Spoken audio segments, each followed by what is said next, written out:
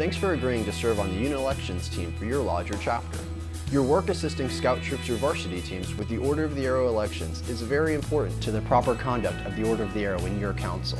This brief video presentation will acquaint you with the procedures and national policy necessary to ensure a positive experience for you, the unit, and the candidates that will be elected.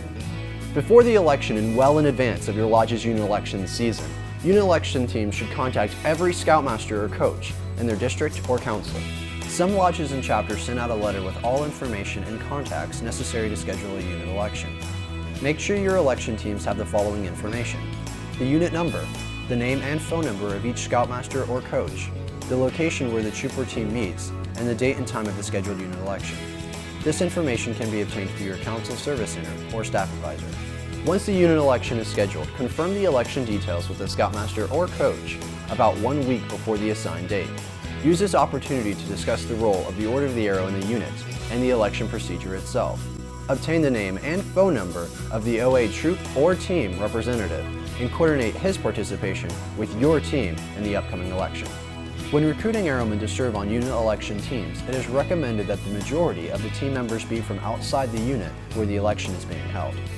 The effective lodge or chapter unit election team should consist of 2 trained youth members, an advisor, and an OA troop or team representative. Regularly check the unit election team members to make sure they can participate and have no conflicts. Have an alternate airman available if necessary. Confirm the date, time, and location of each scheduled election, and remind the unit election team members of the importance of a complete scout uniform, including OA sash. Have all the materials necessary to conduct the unit election, including the OA handbook, guide for officers and advisors, unit election form, blank ballots, and pencils.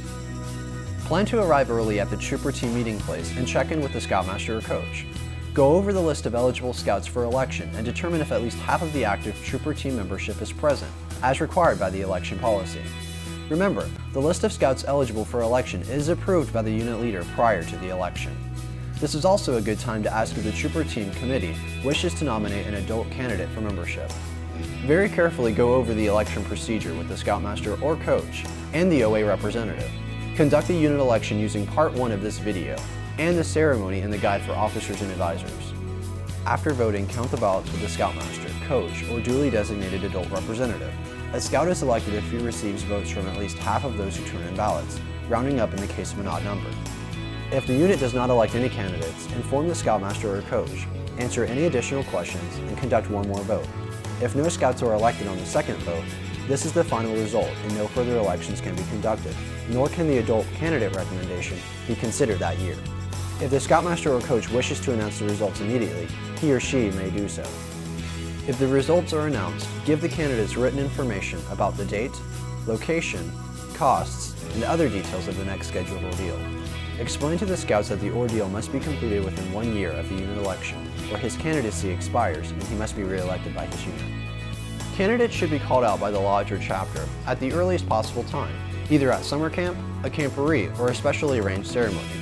If the unit nominated an adult, explain that the Lodge Adult Selection Committee must provide final approval of adult candidates for membership, and inform the scoutmaster or coach of the notification process used by the lodge. Make sure that you thank the unit leader and the airman who assisted in the election. After the election is completed, your job is not done. Notify your chapter or lodge unit elections chairman of the completed election, and promptly send the completed unit election form to the chairman or your council service center for action. Adult nomination forms should be forwarded to the lodge advisor or to your council service center for action. Let's review the eligibility requirements. A scout must be registered, must have achieved the rank of first class or higher, and have completed 15 days and nights of Boy Scout camping within a 2-year period prior to the election.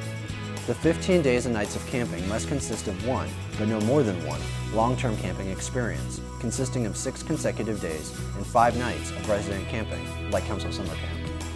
Adult leaders nominated by units must meet the same camping requirements and should be selected based on their ability to make the program more meaningful for youth members, and not as an award or form of personal recognition.